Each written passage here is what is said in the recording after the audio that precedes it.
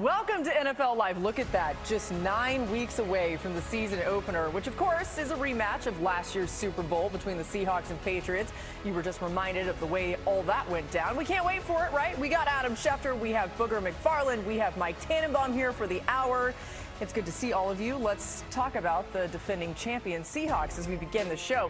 They did lose a key piece, right? Super Bowl MVP Kenneth Walker, who signed with the Chiefs in free agency. To help replace him, Seattle drafted former Notre Dame running back Shedeur Price in the first round.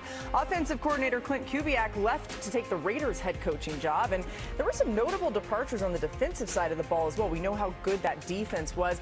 Adam, what more can you tell us about the adjustment in Seattle this offseason after the departure specifically of Kubiak?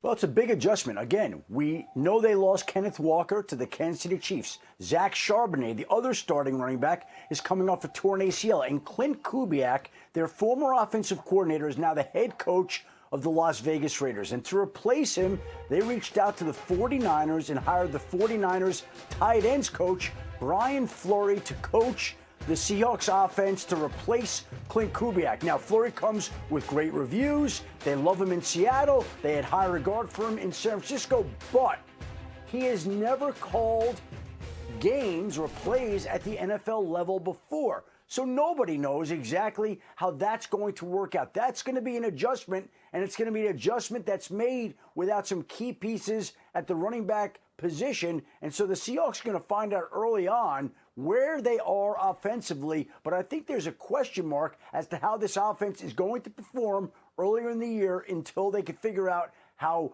they get used to each other, how they replace the running backs, and how Brian Fleury steps in. Adam, I had a chance to work with Brian Fleury in Miami, and I think he's going to do a great job. It may not happen overnight, and you already mentioned the running back position. Kenny McIntosh is somebody else that's coming off of an ACL injury, missed last year. So that puts pressure on Shedeur Price, their first-round pick out of Notre Dame. And typically, first-round running backs get on the field when they can prove that they're excellent in pass protection. If there were a couple of flaws in Sam Darnold's game last year, he had too many interceptions and he was sacked too many times, 27.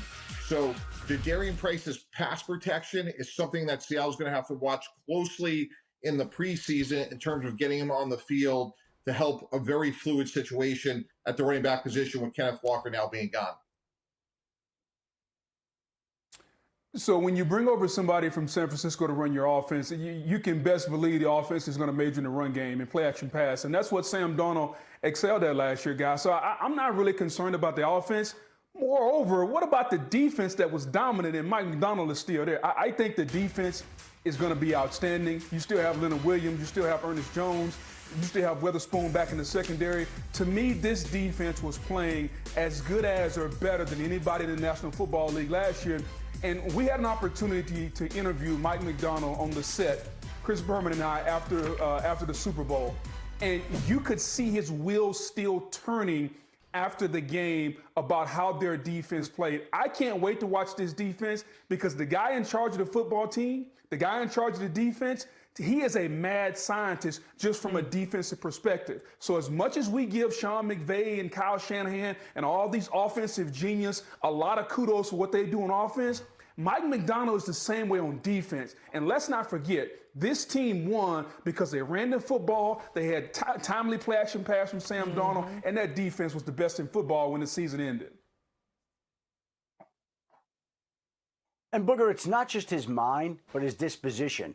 When you speak to him at the owners' meetings in March, a lot of coaches are usually coming off the glow of a Super Bowl victory. I remember saying to him, "You feel the glow following you?" And he looked at me like I was crazy, like there was no glow. He said, "No, nothing's different. We're just here getting ready for another season." And he legitimately meant it. Like that is the way that he is wired. He was not thinking, boy, we won the Super Bowl. Boy, I've elevated my stature, my standing. Boy, my peers look at me in a different light. He was just there, taking it all in and thinking about getting ready for the 2026 season.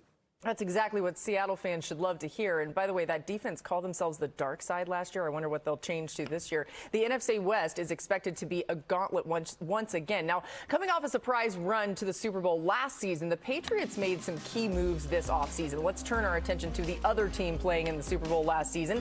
They made changes, especially at wide receiver. They released Stephon Diggs, then added Romeo Doubs and A.J. Brown. After Drake May took an NFL record 21 sacks in the postseason, the Patriots addressed their offensive line as well. Former Patriots quarterback Tom Brady joined the New Heights podcast today, gave his thoughts on A.J. Brown's change of scenery. AJ wanted to be involved in the game. I covered a lot of those Eagles games, and that passing offense that's not what that team's known for. So now he's actually going to a team where they are more known for their passing offense. So there will be maybe a little more satisfaction from him from that standpoint. Mike T. Brady seems to like the move to New England for A.J. Brown. What are your expectations for the offense this season there? I totally agree. When you think about A.J. Brown, 56 touchdowns in 105 games, Laura, this is the rich getting richer. Drake May was an MVP finalist. And when you think about not only him, but Romeo Doubs, they're a perfect complement. If you think about the receiver position as a basketball team, A.J. Brown's a power forward, a center that'll go between the numbers. He'll be very productive in the red zone, certainly on third down, and Romeo Doubs is a great route runner. So I love the additions of both players. I think they complement one another. I think we'll see Doubs flourish as well, more outside the numbers as an elite route runner. But A.J. Brown will have a meaningful impact on this offense. Yeah, I couldn't agree with you more with A.J. Brown. His ability to be that dominant number one, to give Drake May somebody to throw the football to. This was a very well-coached football team last year. The offensive line struggled to protect Drake May in the postseason, but other than that, they ran the football well. They made plays. They were very well coached. Hey, it's been documented, everything that's gone on in New England in the offseason. My concern for this team is really simple. How well coached are they going to be throughout the season with all the distractions that are going to come from everything that happened off the field? We don't want to talk about it, but it's a real thing. This is a young football team. This isn't a veteran football team that's got Tom Brady and Willie McGinnis and Ty Law. These are young guys up there. How well are those young guys going to deal with all the distractions that are going to take place in New England throughout the season based on what happened in the offseason? That's a real thing. If they can deal with it, and they're still very well coached, they're one of the favorites in the AFC to go to the Super Bowl because Drake May is going to be an MVP candidate. You talk about Gonzalez, one of the best cornerbacks in football. The offensive line can protect him. I love what Josh McDaniels does, but the key will come down to, Shefty, how well can they focus with all the distractions that we've heard about and that are going to continue to come in New England in the offseason? Well, Boog, you bring up the distractions, and everybody knows they're going to have to figure out a way to deal with that. But they're also going to have to go from last year, dealing with a last-place schedule, to this year, dealing with a first-place schedule. And that also is real. If you take a look at that schedule, especially early on, 3 of their first 4 games are on the road against playoff teams, at Seattle, at Jacksonville, at Buffalo. You could see where they might be underdogs in each of those 3 games, not to mention a home game against the Pittsburgh Steelers, and the rest of the schedule also is fairly challenging. That is also a difference. They're going to have to overcome the off-the-field distractions, and they're going to have to overcome a first-place schedule that's real. So, yes, the team has made improvements. They've added A.J. Brown, but they've got some serious challenges ahead this upcoming season. Yeah, Adam, I'm circling that Week 15 at the Chiefs as well later in the season, trying to deal with that. That's going to be a crazy environment, a team in the Chiefs that we all expect to be a lot better. Time now for some top stories. We've got Adam Schefter back here. It's been an interesting couple of weeks on social media for Brandon Aiyuk. He's been publicly campaigning to join the Commanders, even though he's still under contract in San Francisco. Then he seemingly took a shot at Washington quarterback Jaden Daniels. What more can you tell us about where things stand with Brandon Aiyuk right now?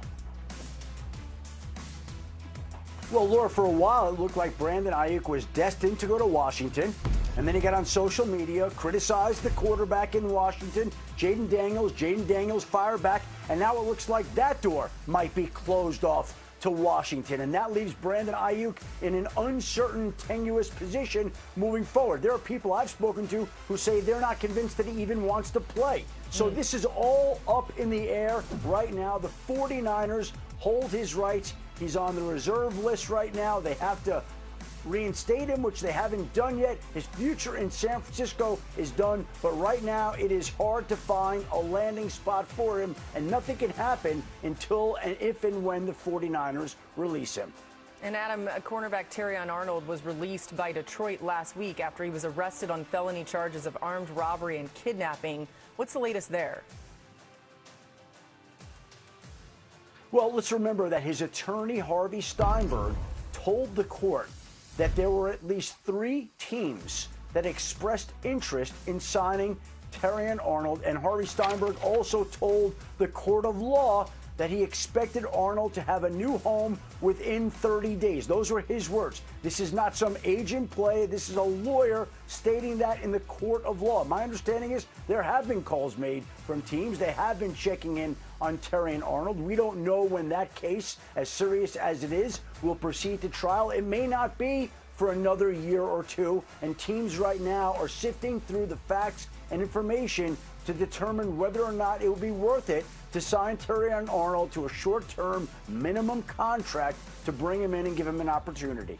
Yeah, it's a story worth keeping an eye on for sure. And we're just getting started here on NFL Live. The Ravens made big moves this offseason, but can Baltimore actually turn things around after missing the playoffs? Why that? Now here's what I tell the team, Parcells says. I'm not worried about Hostetler. I'm worried about the rest of you. That reminds Peyton that there are no secrets left, only refreshers. Nearly a week later, it's game day against the New England Patriots. In the second quarter, Denver is up 7-0 and faces 3rd and 4. Peyton has a choice: pass to try for the first down, or run and maybe have to punt. In 1990, Parcells protected Hostetler with a running game and a willingness to punt. Peyton elects to pass. Stidham takes the snap. He backpedals. He's in trouble. Pressured by Ellis. Ball is loose. Picked up by Ponder. It's a scoop and score for the Patriots if it stands. Stidham fumbles. Patriots ball. Drake points with his right hand to set the protection. Quarterback draw. Across the 5. Across the goal line right. Touchdown! Patriots! I tell you, and the tide is turned. New England goes on to win 10-7. Later, Peyton sits in his office, alone with his choices. Before a game, when you imagine and worry and scheme for what might happen, advice is everything, belief is everything. After a loss, words are just words. And this is the NFL. Sometimes there's no one left to call. Seth Wickersham, the voice you just heard, and the brain behind this incredible piece, joining us now. You saw the Knicks and Peyton relationship up close, Seth. You were actually in the room when Peyton learned about Knicks' season-ending injury. What more can you tell us about that moment? I mean, in 25 years of doing this, it was one of the most stunning things I'd ever seen. Sean was just trying to take in the fact that they had won a playoff game. I mean, he was breathing in that air. And there's few things more electric and pure than a team when they win a playoff game. And Bo Lowry, the team's performance specialist, came in and he had kind of an anxious look on his face. And Sean said, "Give it to me, give me the injury report." And he said, "Bo fractured his ankle. He's having surgery Tuesday and his season is over." And like you could hear the music coming from the locker room and people cheering, but it was like it faded. And it was like the room was still and spinning all at once. And Sean stared at the ground and he said, "Stiddy." And then it was really interesting because he pivoted in his mind. The wheels were turning and already he was thinking about how he could try to use this to try to win the next game, even though realistically he knew that the chances of winning a Super Bowl were over within minutes of winning a playoff game. Like, I'd never seen anything like that. Man, I mean, just the juxtaposition of all of those things at once is wild. You were also with Peyton the previous week when they beat the Bills. How would you describe Sean Payton that week versus the week of the Patriots game? Well, when he was playing the Bills, he was at his creative peak. There was one 3-hour span where he decided that he was going to run a lot of no-huddle offense to try to use the mile-high air against the Bills. And he said, this is going to be an oxygen tank game. And the next thing you know, he's calling his assistant, Paul Kelly, to order little oxygen tanks for every single player to reinforce the point. And then, within an hour of that, he's remaking the end of Everest, the movie, where someone dies of lack of oxygen at the end of it. And he's putting little decals of Josh Allen on him and having him call Josh Allen's wife to give his, his final goodbye to reinforce it to the team. And so it was like, I think that one of the things I learned about being a head coach is that your brain has to be able to be incredibly nimble, and you have to be able to like deploy all of these different parts of your creativity at different times with very little notice. A master motivator for sure, but there's so many different layers to that, like you're illustrating here. Adam Schefter has something for you as well. Adam, what did you want to ask for Seth? Well, Seth, great job on the piece. And I was just curious because there was a passage in there in which you mentioned that Sean Payton considered at one point in time essentially handing off his job to Bill Belichick so Bill Belichick could step in, set the all-time NFL wins record, break Don Shula's record, while Sean Payton would be the assistant head coach. How much traction did that actually get in Sean Payton's mind or with the Denver Broncos owner, Greg Penner? Yeah, it was more than a fleeting thought, but it was less than a full proposal. And I think it was born out of the fact that Sean Payton, who goes way back with Bill Belichick, and they both worked under Bill Parcells, was so angry that Bill Belichick didn't get a coaching job in 2024. And he thought it was embarrassing for the entire league that someone of his stature got shut out. And so he had this idea, hey, what if I step down, I become assistant head coach and run the offense, Bill Belichick is head coach, and we just keep this arrangement until he sets the all-time wins record. He thought about bringing it to Greg Penner, but at the end of the day, it was a little too fanciful, a little too impossible, and a little bit too complicated. You wonder what Belichick would have done. I mean, if it really had gotten to the point where it could have happened. Just fascinating stuff. Great from you, Seth. And you can read more of Seth Wicker's titles, AFC championships, and Sundays when the whole city came together as one big mafia. Now they're changing their surroundings, and the city hopes its postseason fortunes as well. The Bills are moving across the street, essentially, to a newer, nicer, prettier, and of course pricier $2.1 billion, 60,000 seat home. The city that is headquarters for New Era now will usher in its own new era. Illustrates all that. Feels like a lot of pressure, right, Boog? How much pressure do you think is on this Bills team as they begin their new era that Adam's talking about?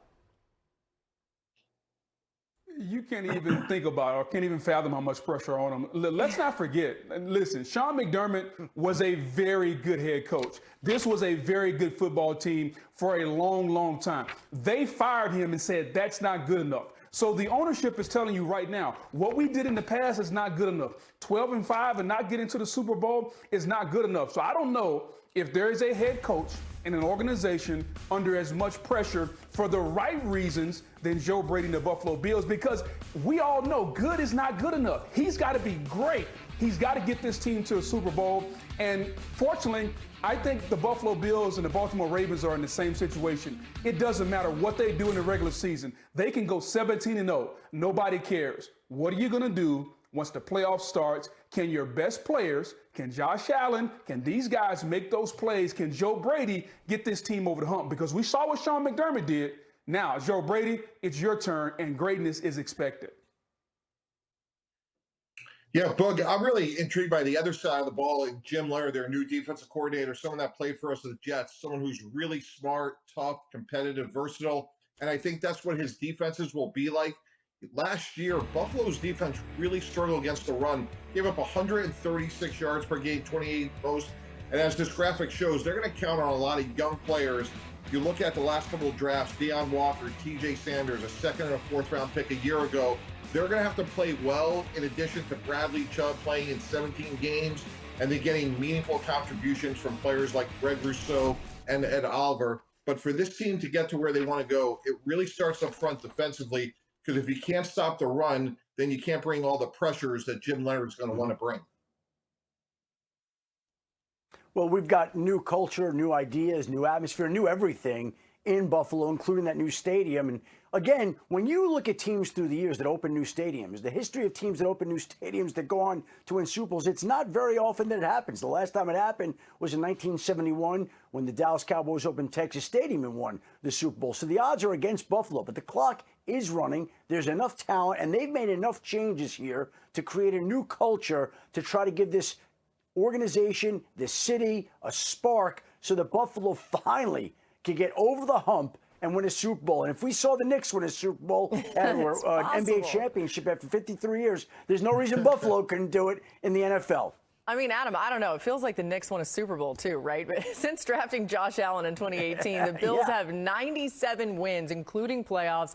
That's the most wins in any 8-season span without a Super Bowl appearance in NFL history. Feels like the Chiefs and Patrick Mahomes were standing in the way for a while. As we know, the Bills ready to grab that bull by the horns. All right, the Rams are the clear favorite to win Super Bowl 61, according to DraftKings. It gets much tighter after that. You see the Bills right there, Ravens and Seahawks occupying the next 3 spots. Since drafting Lamar Jackson in 2018, the Ravens, as we zero in on them, have had the 3rd most regular season wins in the NFL. But Baltimore is still searching for its first Super Bowl appearance with Lamar. Now, significant changes for the Ravens this offseason, which began when they fired John Harbaugh after 18 seasons in Baltimore, replacing him with a former Harbaugh assistant in Jesse Minter. The offensive line underwent major changes. Baltimore lost Pro Bowl center Tyler Linderbaum to the Raiders in free agency and could have 3 new starters on the line. Adam, similarly to Buffalo, Baltimore has a lot of big changes and high expectations. What have you heard about the first few months under Jesse Minter? I think that there's a energy and an excitement in Baltimore that they haven't had in recent years. And I think that's exactly what we talked about in Buffalo with Sean McDermott moving out and Joe Brady moving in. It's the same type of effect with John Harbaugh going to the New York Giants and the Ravens bringing in Jesse Minter. It's new ideas. It's a new energy. Lamar Jackson has gone through a portion of the offseason, which he hadn't done in recent years. They have new offensive ideas with their new young offensive coordinator, Declan Doyle. And so this is all new in Baltimore, and it's designed, again, around Lamar Jackson. So here we have these 2 great quarterbacks, 2 of the very best players in all of football, Lamar Jackson, Josh Allen, giving new surrounding casts in the hopes that finally one of these quarterbacks, one of these organizations can get to the mountaintop that they've been unable to scale in recent years. Yeah, no doubt. I love the energy that Jesse Minter is going to bring. I think he's going to have the same effect defensively as Mike McDonald had in Seattle. I think this Baltimore defense is going to be outstanding. They're young, especially if they can get Nnamdi Madubuike back. I think the defense is going to be outstanding. This comes down as the age-old question we always talk about: what is Lamar Jackson going to do in crunch time? He didn't look quite as explosive as we've seen Lamar Jackson look the last couple of seasons. And I get it, there were some injury concerns, but in order for this team to take the next step, Lamar Jackson has to be the Lamar Jackson that we've known. He's got to make those game-changing plays, not just in September, but he's got to make them in December, in January. He's got to be healthy enough to do it. I love the energy that Jesse Minter is going to bring. The energy is great. The emotion is going to be outstanding. But when we get to December and January, can their best players, can Lamar Jackson, can Derrick Henry, can they hold on to the football, Mike T? Can they make those plays come crunch time? Because that's been the issue with Baltimore.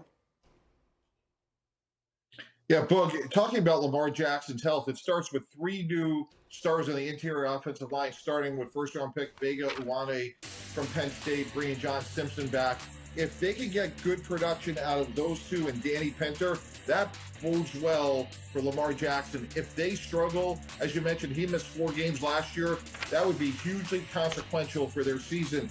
On the other side of the ball, you bury the lead, Booger. What about Trey Hendrickson? Look, it'd be great to get Nnamdi Madubuike back, but Trey Hendrickson is a difference maker. They also drafted Zion Young in the 2nd round.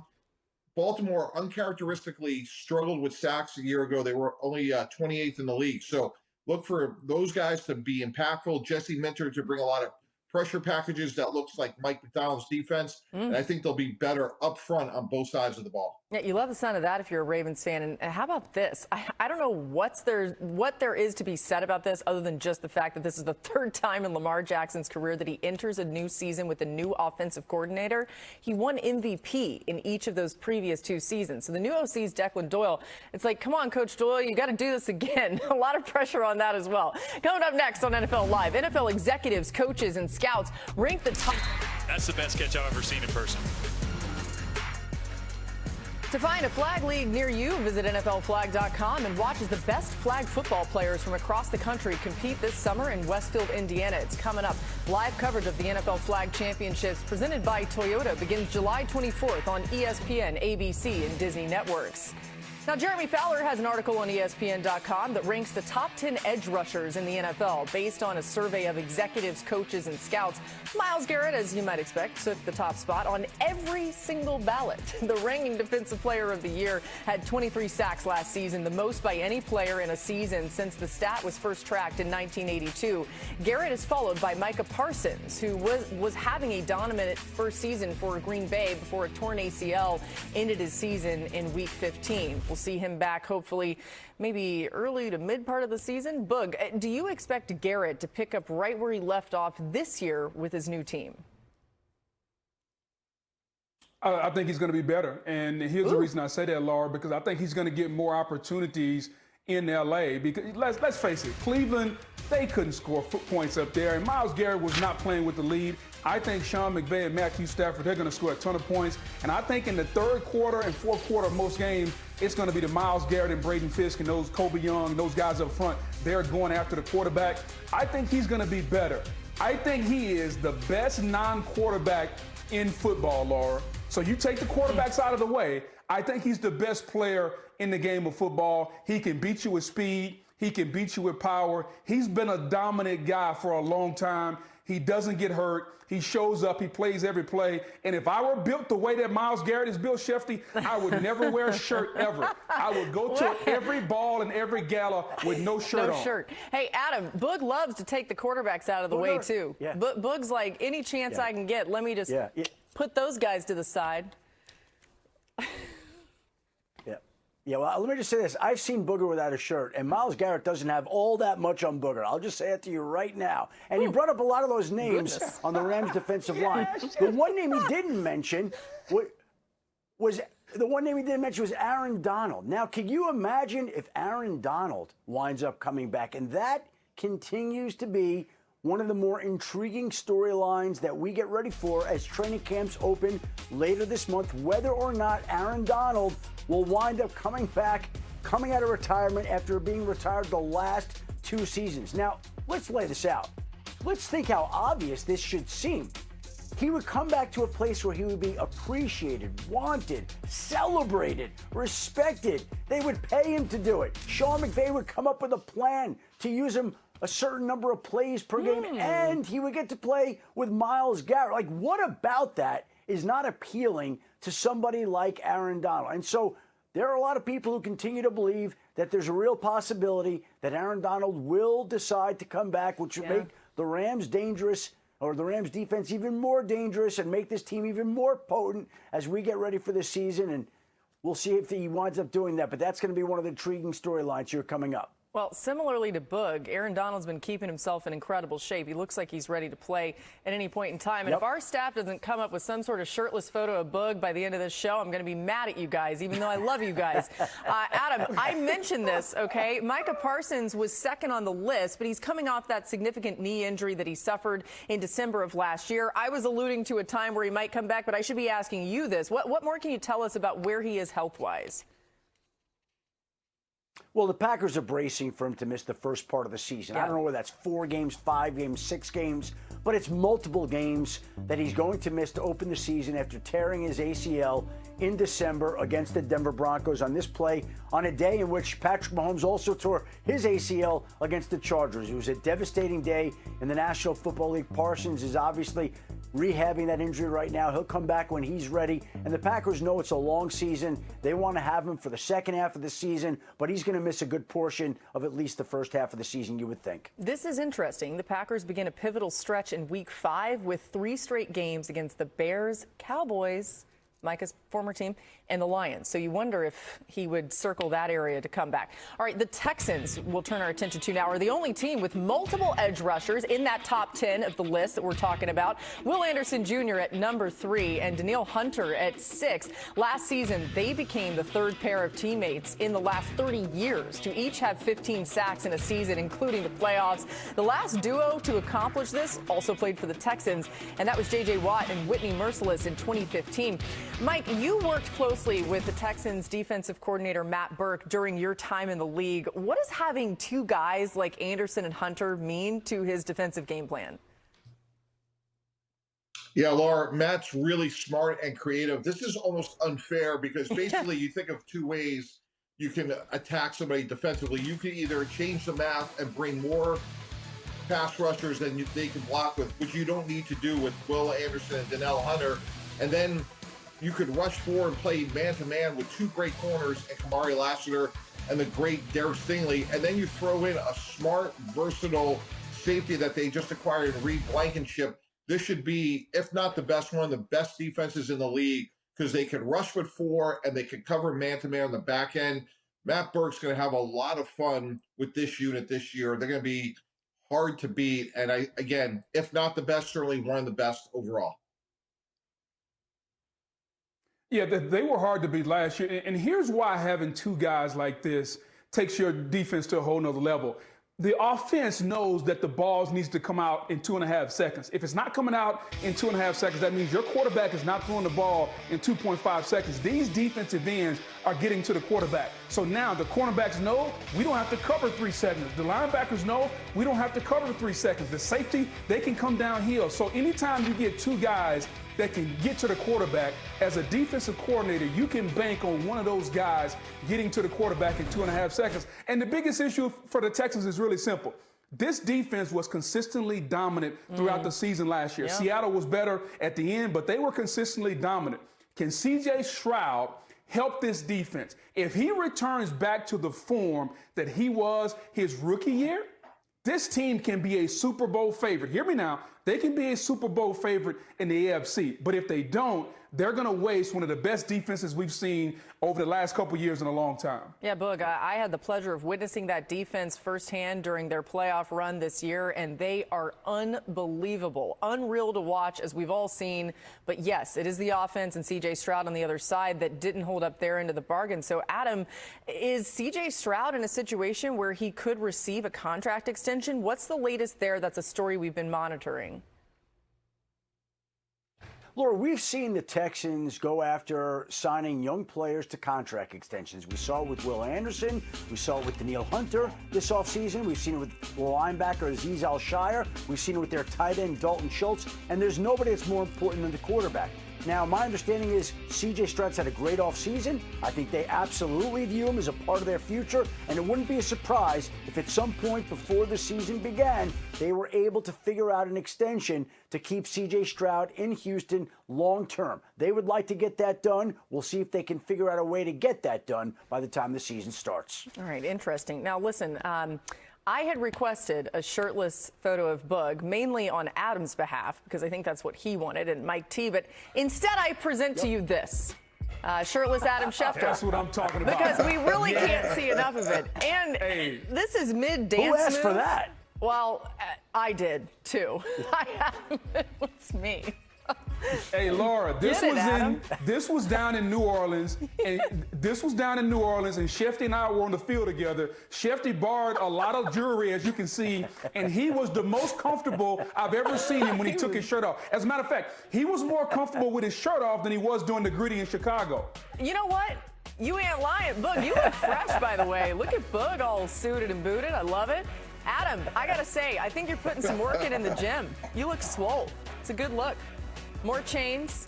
I think we need a few. Hold on. That was the middle of the season, right? You're not able to work out and eat the way you want. Yeah. Now, God, you got to see me now. Now I'm just ripped up in Buffalo. All right, so let's see that. Let us know when you're ready for that. We'll do a side-by-side comparison. Who wore it better? Are you serious?